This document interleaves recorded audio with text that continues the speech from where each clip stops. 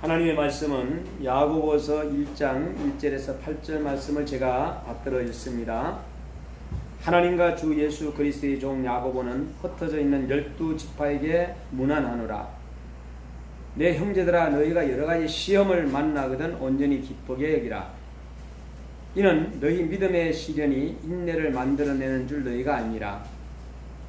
4절 인내를 온전히 이루라. 이는 너희로 온전하고 구비하여 조금도 부족함이 없게 하려 함이라. 5절 너희 중에 누구든지 지혜가 부족하거든 모든 사람에게 후히 주시고 꾸짖지 아니하시는 하나님께 구하라. 그리하면 주시리라. 오직 믿음으로 구하고 조금도 의심하지 말라.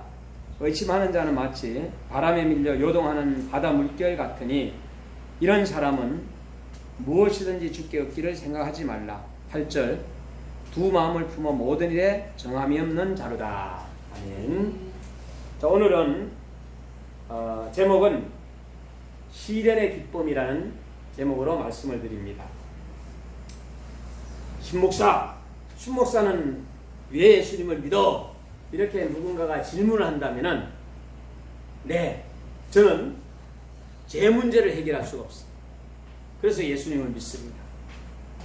그리고 또 제 문제뿐 아니라 죽음의 문제도 저는 해결할 수가 없습니다. 그래서 예수님을 믿습니다. 죄와 죽음의 문제뿐만 아니라 질병의 문제도 저는 해결할 수가 없습니다. 그래서 예수님을 믿습니다. 질병의 문제뿐만 아니라 구원의 문제도 저는 해결할 수가 없습니다. 그런데 마지막에는 이것 때문에 한계의 문제도 해결하지 못합니다. 한계. 여러분, 모든 것에는 한계가 있어요. 여러분, 경기를 하는데 100m를 달리는 선수가 10초에 들어왔다 합시다. 10초. 자, 그런데 우리 인간에게는 육체적인 한계가 있어요. 100m에 2초나 3초에 들어올 수는 없다는 거예요. 10초에는 들어올 수 있어요. 그러나 2초, 3초 만에는 들어오기가 힘들다. 이것이 사람의 역량에 한계가 있다. 지금 장마 기간인데 어떤 지역에는 어마어마하게 막 그냥 비가 많이 와가지고 뚝이 무너지고 산사태가 일어나가지고 사람이 죽고 막 그랬어요.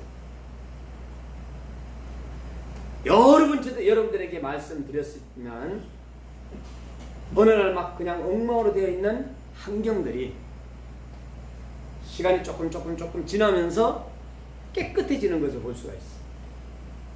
이걸 갖다 하나님의 자전 능력이에요. 우리들이 하지 않았는데도 그렇게 깨끗해지는 모습. 황사가 갑자기 중국에서 몰려왔어요. 근데 어느 날 또 하늘이 깔끔하게 깨끗하게 정리정돈된 것을 볼 수 있어요. 하나님의 자전 능력. 오늘 본문은 우리 모두에게 하나님께서는 시련의 기쁨은 이란 제목으로 시련에 대하여 그리스도인의 자세, 예수 믿는 사람들의 자세가 어때야 되느냐, 이것을 설명하고 있습니다. 신앙생활 하는데 우리 믿는 사람에게는 주어진 중요한 과제가 있습니다. 지금까지 갖고 있던 우리의 사고방식입니다. 그리고 우리의 생활 방식과 태도와 모습이 신앙으로 완전히 변화되어서 이제는 신앙이란 이 말을 하지 않아도 신앙인의 아름다운 모습이 예수 그리스도의 향기가 일상생활에서 드러나야 된다. 저 사람 예수 믿는 것 같아. 저 사람 예수님을 믿는 것 같아. 이런 소리를 우리가 들어야 된다. 신앙의 생활 속에서 가장 잘 나타날 때가 여러분들 언제이겠습니까? 여러분들이 이제 신앙생활 해요. 근데 그 신앙생활 하는 가운데서 정말로 야, 저럴 수가 있어? 막 이러면서 사람들이 깜짝 놀랄 때가 있어요. 야고보 사도는 오늘 야고보서 1장 1절에 8절에 따르면은 믿는 사람들이 그 신앙이 확 드러날 때가 언제냐? 시련을 당할 때. 시련을 당할 때 그 신앙이 적나라하게 드러나는 것을 볼 수가 있습니다. 왜? 인간의 삶은 시련으로 가득 차 있기 때문에 생명이 잉태되는 순간부터 그 생명이 태어나기까지는 어머니가 10달 동안에 엄청나게 호된 시련을 겪습니다. 감기가 와도 약을 먹지도 못하고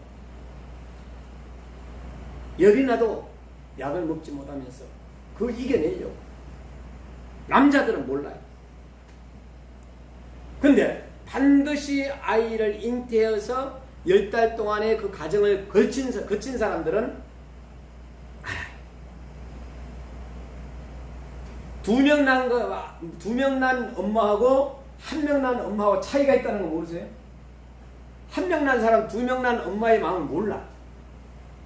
또 아들만 둘 난 가정과 딸 둘 난 가정하고 또 몰라요. 차이가 있어요. 아들 딸 난 가정은 축복받았죠. 사실은. 여러분, 아기가 태어나는 순간에 어머니는 죽을 고비를 넘긴다고. 저도 나중에 깨달았어요. 그렇게 해서 태어난 아기는 울기부터 시작하는 거예요. 애네 하면서 운다고. 왜 이런 세상에 날 태어나게 했느냐고 막 항의하듯이 막 울어. 아기가.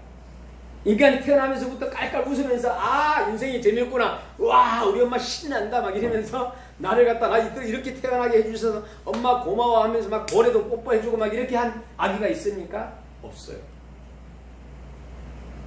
이렇게 좋은 세상에 태어나다니 하면서 얼마나 하면서 막 그냥 아기가 울지도 않고 막 엄마를 기쁘게 반기면서 엄마 최고야 하면서 이런 아기가 없다는 얘기. 하나같이 다 울면서 태어나. 인간이 타락하지 않았다면 아담이 낳은 첫 아들은 아마 웃으면서 태어났을지도 모르겠습니다. 그런데 죄라는 놈이 세상에 들어와서 우리 인간이 타락하게 되잖아요.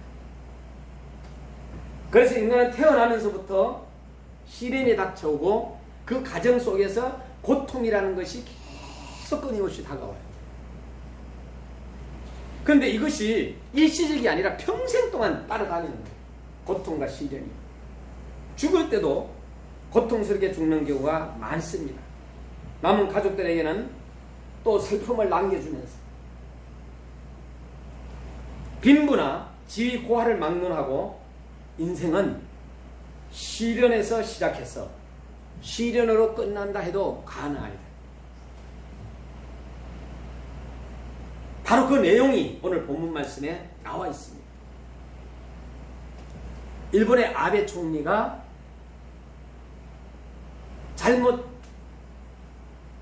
신앙생활한 종교 생활을 한 어머니의 거기에 한이 맺혀서 결국은 총에 맞아서 세상을 떠났어요. 그런데 어머니가 90이 넘는 어머니가 살아 계시는데 아들의 그 소식을 듣고 정신 착락이 일어나가지고 하는 모습을 봤을 때 참 안타까운 것을 금할 수가 없어요. 오늘 2절 말씀에 이런 말씀이 있어요. 내 형제들아 너희가 여러 가지 시험을 만나거든 온전히 기쁘게 여기라. 아베 총리의 가정에는 지금 뭐가 닥쳐왔어요? 시련이 닥쳐왔어요. 시련이. 67살밖에 안 됐는데 그 아들의 죽음에 그 형의 죽음에 오빠의 죽음에 그 시련이 그 가정에는 닥쳐왔다는 거예요. 여러분 그와 마찬가지로 우리에게도 올 수 있다 없다? 올 수 있다라는 거예요. 올 수 있다. 그래서 2절 말씀에는 여러 가지라 그랬어요. 여러 가지. 시험이 여러 가지라 그랬어요.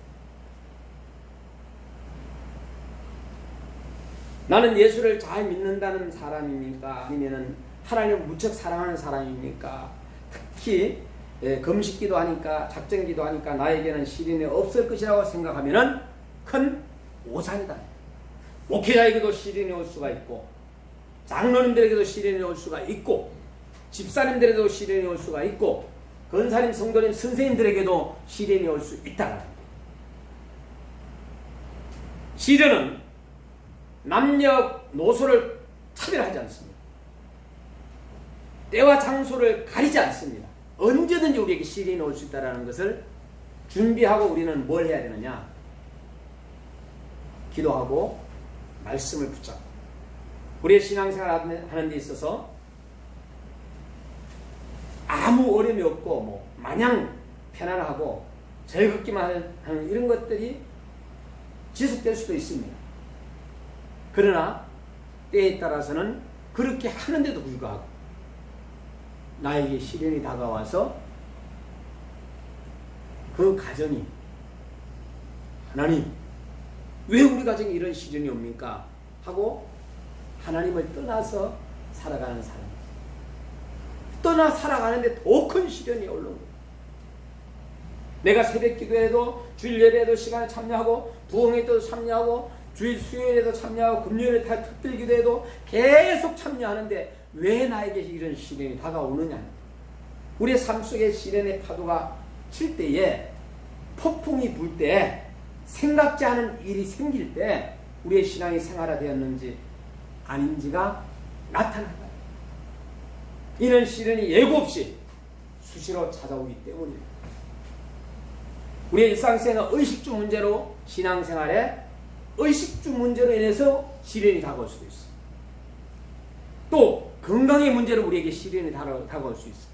뿐만 아니라 입시 문제, 대학 진학 문제하고 시험 문제 때문에 또 결혼 문제 때문에 자녀 교육 문제 때문에 인간관계 때문에 고부관계 때문에 이러한 것 때문에 우리가 하나님으로부터 뿐만 아니라 세상에 살아가는 데 있어서 우리에게 시련이 다가올 수 있다는 여러 가지 같은 개인적인 문제로 인해 시련을 당할 수도 있습니다. 그러나 성경은 하나님께서 절대적으로 하나님은 시험하지 않는다. 시련이 다가오는 것은 시련이 착착착 다가오는 것은 뭐냐? 자기 욕심 때문이라고 야고보는 이야기해요. 자기 욕심. 개인적인 문제로 인해 시련 당할 수도 있고 국가가 경제적으로 어려움을 당할 때 또 정치 문제로 어려움을 당하여 처할 수도 있습니다. 뿐만 아니라 영적인 시험으로 고통당할 수도 있습니다. 우리가 이러한 시련을 겪을 때 우리가 갖고 있던 신앙의 모습이 이제 표출되기 시작합니다. 목회자도 마찬가지예요. 저도 마찬가지. 신앙의 목과 아름다움과 힘이 신앙의 인격이 이제는 나타나는 것이 우리가 시련을 당할 때 시련을 이겨내고 대처하는 자세로 우리 신앙 생활할 때 정도를 감지할 수가 있다. 우리는 시련 당할 때 적극적으로 긍정적으로 대처해야 됨을 말씀해 주고 있습니다. 2절 말씀. 내 형제들아 너희가 여러 가지라고 해요. 시험을 만나거든 온전히 기쁘게 여기라. 기쁘게 여기는 게 대처하는 거예요. 어떤 사모님은 얼굴이 항상 웃는 얼굴이세요. 근데 남편이 돌아가셨어요. 목사님이 돌아가셨어요. 그러니까 집안 남편 쪽에서는 니네 남편이 죽었는데도 그렇게 웃음이 나오냐? 말도 되지 않는 이야기죠. 이분 얼굴 자체가 웃는 얼굴이에요. 우리는 시험 당할 때 적극적으로 긍정적으로 대처해야 된다는 거예요. 이것이 뭐냐? 내면의 기쁨, 흔들리지 않는 기쁨. 어떤 가정에 어머님이 돌아가셨어요. 어머님을 잘 모시고 있던 딸은 울지 않습니다. 근데 어머니를 속썩이고 어머니한테 가까이 하지도 않고 효도 노릇도 하지 않는 사람은 펑펑하게 울어요. 펑펑하게 웁니다. 여러분, 내 형제들아 너희가 여러 가지 시험을 만나거든 온전히 기쁘게 얘기하라. 이것은 보통 사람과는 전혀 다른 반응입니다. 신앙으로 연단되지 않는 사람은 경우는 할 수가 없는 거예요. 시련이 닥치게 되면은 슬퍼하고 괴로워하고 낙심하고 울고 짜증내고 싸우고 분을 내는 것이 정상입니다. 사실. 그러나 예수 믿는 사람들은 정상적으로 살지 않고 정상을 초월해서 사는 사람들입니다. 이게 바로 예수 믿는 사람. 왜? 우리는 천국이라는 게 있기 때문에. 그러면 그리스도인들은 시련을 당할 때 어떤 태도를 취하는지 구체적으로 우리가 살펴볼 필요성이 있다.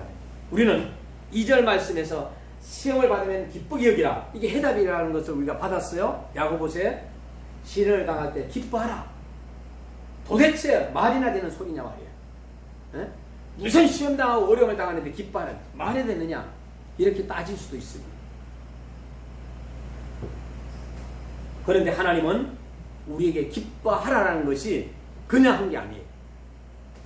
오늘 본문 2절에 보니까 기뻐하게 여기라, 기뻐하라 이렇게 번역되는 데도 있고 명령형입니다. 명령한 거예요. 시련을 당할 때 기뻐하라고 명령을 내리는 거예요. 우리 하나님이 이렇게 기뻐하라고 명령하시는데 기쁘게 여기라는 이 말은 다르게 번역하면 다시 없는 기쁨으로 여기라. 말도 되지 않는 그런 내용이 아니겠어요?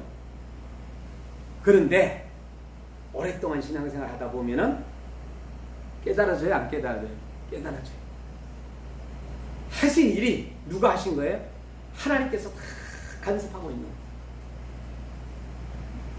시련이 나에게 큰 도움이 되고 때에 따라 이 시련으로 더욱 성장하게 되고 발전적인 입장으로 나아갈 수도 있습니다. 시련으로 하나님의 은혜와 복과 사랑이 넘치라는 믿음을 갖는 것이 신앙의 생활인데 생활에 이 도모하는 신앙인들에게 발견하는 모습이 있습니다. 자, 믿는 사람들은 시련이 왔을 때에 긍정적으로, 희망적으로, 발전적으로 봐야 합니다. 왜냐하면 우리는 시련이 닥칠 때 여호와 하나님을 믿고 삼위일체 하나님을 믿는다고 사도신경을 고백하고 있는 그러한 성도들이에요. 이 성도라는 뜻이 뭐냐? 구별한다는 거거든. 구별. 여러분들은 하나님께서 구별된 자들이 구별된 자들. 그 신앙 고백은 우리가 시험을 만날 때에 정말 하나님을 믿고 그분의 섭리와 하나님의 계획과 그분의 능력과 그분의 은혜를 의지하는지를 보면 알 수가 있는 거예요. 그리고 시험을 기쁘게 여기는지를 여부로 신앙의 생활을 또 때에 따라서는 가늠할 수가 있어요. 그러면 시련을 기뻐해야 하는 이유, 우리가 왜 시련을 기뻐해야 합니까? 그 이유는 다음 5가지로 말씀을 드려요. 제가 잘 말씀을 기록을 해놨습니다만 첫 번째가 뭐냐? 시련은 신앙의 성숙을 도모한다. 여러분 어려움을 만나게 되면은 어떻게 해요? 막 기도하게 되잖아요. 기도하게 되잖아요. 거기에 3절 말씀이 이는 너희 믿음의 시련이 인내를 만들어내는 줄 너희가 알미라 했어요. 믿음의 시련이라고 되어 있는 여기에서 여러분의 믿음은 때에 따라서 시험한다는 이러한 뜻이기도 합니다. 이 시험을 통해서 성장이라는 이어지는 성장으로 도전의 기회가 나오게 된다.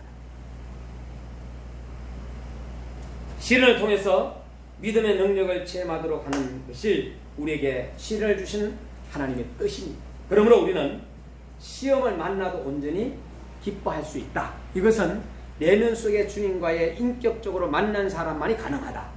두 번째는 시련을 기뻐해야 하는 이유 두 번째는 인내를 만들어냅니다. 그랬어요. 인내. 하나님께서는 어려운 시험을 당할 때 성도의 믿음을 시험하시고 그 시험에 승리할 때 인내하도록 훈련시키십니다. 자, 그 훈련시킨 사람이 누구? 욥을 우리가 들 수가 있어요. 욥은 부자예요. 최고 부자예요. 성경에서 욥만큼 부자 없어요. 어마어마한 부자입니다. 그런데 하루아침에 10아들이 그냥 죽는 사건이 일어났어요. 그 다음에는 가지고 있던 모든 재산들이 그냥 악한 사람들이 떼들이 와가지고 그냥 공격하고 그것뿐만 아니라 당신에게 병이 찾아왔어요. 악창이 찾아왔는데 마누라가 빨리 죽어라! 당신 빨리 죽는 게 답이다. 하나님 없다 그리고 죽어라. 그냥 하나님 살아있으면 어떻게 10아들을 갖다가 아니면은 이 전 재산을 갖다 하루아침에 이렇게 망가뜨릴 수 있느냐. 그런데 욥이 반응은 주신 자도 여호와, 나의 것을 가져가시는 이도 여호와, 악체의 그 말에도 좌로나 우로나 흔들리지 않았다. 욥이 얼마나 견고한 믿음을 가졌는지. 그런데 하나님께서는 회복시켜 주셔가지고 새로운 자녀를 10자녀를 주시고 현재보다 더 많게 하시고 아내도 정상화가. 여러분, 그러므로 우리는 성숙한 인격을 가진 신앙이 돼야 된다는 것. 4절을 보게 되면은 인내를 온전히 이루라. 이는 너희로 온전하고 구비하여 조금도 부족함이 없게 하라. 여기서 4절에는 인내가 나옵니다. 이 말씀 무슨 뜻입니까? 인내를 완성하라는 거예요. 인내는 성령의 열매 가운데 하나입니다. 이 인내는 그저 얻는 것이 아니라 내가 참는다고 참아지는 것이 아니라 인내는 온전히 하나님의 능력으로, 또 인내는 온전히 성령님의 능력으로 그리스도인 누구에게나 이루어지는 덕목이라고 할 수가 있습니다. 성령께서 우리 안에 계시기 때문에 할 수 있는 일, 바로 이게 인내예요. 예수 그리스도를 구주로 모신 사람은 누구든지 인내를 온전히 이룰 수 있다. 시련을 통해서 성령의 능력으로 우리의 인내를 완성할 때 인격의 성숙이 이루어짐을 이야기해 주고 있습니다. 그래서 우리의 인격이 성숙해지면 4절 하반절에 뭐라고 얘기해 주고 있느냐? 조금도 부족함이 없게 하려 합니다. 조금도. 여러분들의 삶 속에 조금도 어떤 것도 부족함이 없도록 하나님은 채워주시고 갚아주시고 한다는, 결국에 성숙한 사람이 된다는, 인내가 우리에게 주는 복이 이런 것입니다. 여러분, 상대방과의 참을 때 오래 참는다 그러잖아요. 한 대 집받고 싶은데 이것도 인내. 나 자신과의 싸움 속에서 꽉 누르는 것도 이것도 인내. 여러분, 인내하라고 말씀해 줍니다. 셋째로는 시련은 신앙 상태를 파악할 수 있게 합니다. 평상시에는 알 수 없던 신앙의 참모습을 시련이 닥쳤을 때 발견됩니다. 우리가 얼마나 간절하게 주님을 의지하는지, 그리고 주님의 능력을 믿고 그분의 뜻대로 살려고 하는 신앙이 있는지를 확인할 수 있는 것입니다. 그러므로 시련은 좋은 것이다 라고, 또 때에 따라서는 목사님 한 분이 태권도 3단에다가 합기도 1단을 가지고 있는 목사님이, 목사님의 그 교회 앞에다가 바로 그냥 차를 세워놨어요. 그러니까 문을 열 수가 없어요. 그래서 어쩔 수 없이 그 전화번호를 전화를 했어요. 여보세요? 네. 예, 여기에 교회 앞에 좀 차를 빼줬으면 좋겠습니다. 그랬더니, 야, 이 새끼야! 거기가 이 차야, 치기야! 니 도로야, 임마! 막 이러면서 욕을 막 한 거예요. 이 목사님이 덩치도 우리 이 선생님처럼 좋은 데다가 화가 나기 시작하는 거예요. 너 기다려, 내 갈 테니까. 이 새끼야, 도로가 이때 국가도로지 무슨 니네 깠냐? 하면서 막 화가 난 거예요. 목사님도 화가 난 거예요. 이제 만났어요. 만나고 나니까 저처럼 호리호리하고 한 주먹거리도 안 될 것 같아요. 그러니까 목사님이 멱살 딱 쥐고 들어가고 그냥 패대기 치면 될 것 같은데, 갑자기 그 주변에 저게 사장님이, 목사님 하지 마세요 이런 거예요. 야, 새끼야, 너 목사 새끼야 하면서 멱살 잡혔는데도 불구하고 막 이렇게 된 거예요. 그러니까 목사님이 이제는 까딱 잘못하면 뭐예요? 그냥 사람을 죽이게 됩니다. 그때 갑자기 뭐가 생각나느냐? 참아야 되겠다는 게 갑자기 순간적으로 싹 스쳐갑니다. 그러면서 자녀도 스쳐가요. 여기에서 그냥 냅두고 어떻게 해요? 참았어. 자기도 모르게 그냥 자기도 순간적으로 욕을 하고 막 상대가 이러니까 올라왔던 거예요. 참기를 잘했죠. 마귀 사탄은 그 사람을 어떤 방법으로든지 간에 그 사람 단점을 이용해가지고 넘어뜨리려고 하고 죽이려고 하고 그런 거. 우리는 시련은 긍정적으로 받아들이고 시련을 기쁘게 이길 줄 알아야 돼. 목사님은 순간적으로 시련이 왔지만은 지혜롭게 성령 하나님께서 자녀를 생각하게 하고 그렇게 해가지고 만일에 그 사람이 입원했다면 합의를 봐야 되죠. 4주 이상이 나오면 구속이 돼야 되죠. 그리고 나서는 하는 거 목회도 못하죠. 얼마나 위험했던 시간이었어요. 넷째로 시련은 하나님의 지혜를 얻게 한다. 5절의 말씀을 우리 한번 보게 되면은 너희 중에 누구든지 지혜가 부족하거든 모든 사람의 후히 주시고 꾸짖지 않으시는 하나님께 구하라. 그리하면 주시리라. 지혜를 주시는 분은 하나님이시거든. 5절에 그렇게 말씀해요. 모든 사람에게 후히 주신다. 어떤 시련, 어려움, 곤란이 상관없이 누구든지 지혜를 구할 때 하나님께서 능력과 지혜를 베풀어 주신다라고 말씀해 주고 있어요. 5번째는 시련은 기도 응답을 체험하게 된다. 결론입니다. 그래서 기도해야 돼요? 안 해야 돼요? 기도해야 돼요. 우리가 믿고 구할 때 하나님께서 우리의 기도에 응답하신다. 늘 얘기해요. 기도를 가장 잘하는 사람 누구냐? 응답받는 사람. 착각 응답받는 사람. 내일 저는 선교사님들과 같이 좋은 습관 개발원에 2박 3일 동안에 금식 들어가는데 되돌리고 복구하고 다시 세우겠습니다. 여호와께로 돌아가자. 글로벌 영혼 못 리센 캠페인. 자, 금식은 왜 합니까?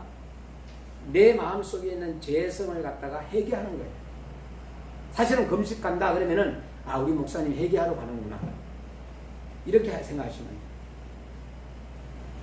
금식을 통해서 내가 회개함으로 인해서 누구를 만나요?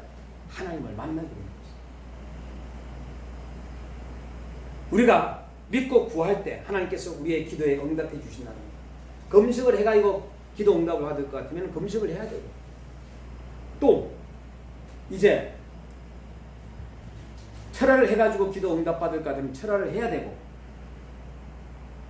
하나님의 말씀을 다 읽으면 신구약을 응답 받을 것 같아. 그러면 그렇게 읽어. 찬송을 한 100곡 해가지고 응답 받을 것 같으면 찬송 100곡 하면 돼. 주기도문을 1000번 외워가지고 응답 받을 것 같으면 주기도문을 1000번 외우면 되는 거야. 이런 어떤 각자에게 주어진 하나님께서 때에 따라서 체험으로 우리의 신앙은 더 발전되고 우리의 인격은 더 성장하게 됩니다.